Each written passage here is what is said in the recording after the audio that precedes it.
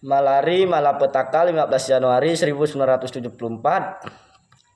Pada tanggal 15 Januari 1974, ribuan aktivis dan mahasiswa melakukan long march dari kampus Universitas Indonesia ke kampus Trisakti Jakarta Barat. Dalam aksi ini, para aktivis dan mahasiswa mengajukan 3 tuntutan, yakni bubarkan lembaga asisten pribadi presiden atau ASPRI, turunkan harga kebutuhan pokok, dan yang korupsi.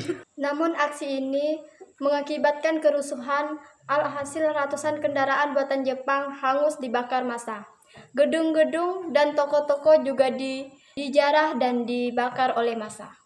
Ironisnya, menurut beberapa ahli, aksi demonstrasi ini disusupi oleh beberapa tokoh yang dikendalikan oleh segelintir orang. Tujuannya tak lain adalah untuk merusak citra mahasiswa, dan demonstrasi ini dinilai gagal. Selain beberapa tuntutan yang tidak dipenuhi, peristiwa malapetaka ini mengakibatkan belasan orang harus menegang nyawa dan ratusan yang mengalami luka-luka. Malapetaka ini dikenal sebagai Malapetaka 15 Januari atau Malari. Lantas apa yang melatar belakangi peristiwa Malari? Siapa aktor utamanya dan bagaimana akibatnya kemudian?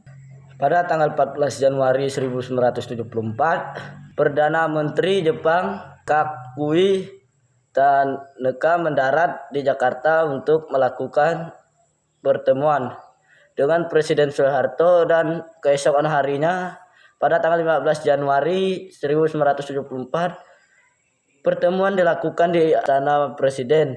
Pertemuan ini membicarakan kesepakatan di antara kedua negara.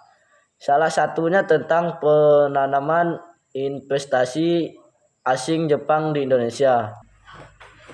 Terlebih dari itu, kesepakatan ini dinilai menguntungkan pemodal asing. Di lain sisi, sejak tahun 1968 hingga tahun 1970-an, misalnya pemerintah Orde Baru terus-menerus mengandalkan pemodal asing untuk berinvestasi di negara Indonesia.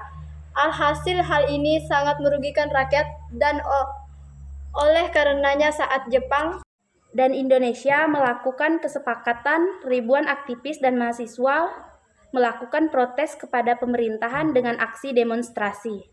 Aksi demonstrasi ini dipimpin oleh Hariman Siregar, dan pada tanggal 15 Januari 1974 ia mengajak ribuan aktivis dan mahasiswa untuk melakukan long march dari kampus Universitas Indonesia menuju kampus Trisakti dengan beberapa tuntutan. Selain menolak modal asing, terdapat 3 tuntutan lain, diantaranya bubarkan lembaga asisten pribadi presiden atau ASPRI, Turunkan harga kebutuhan pokok, dan ganyang korupsi. Bagi para demonstran, penanaman modal asing yang beredar di Indonesia sudah berlebihan. Bahkan mereka menganggap investasi Jepang di Indonesia disebut sebagai bentuk imperialisme gaya baru.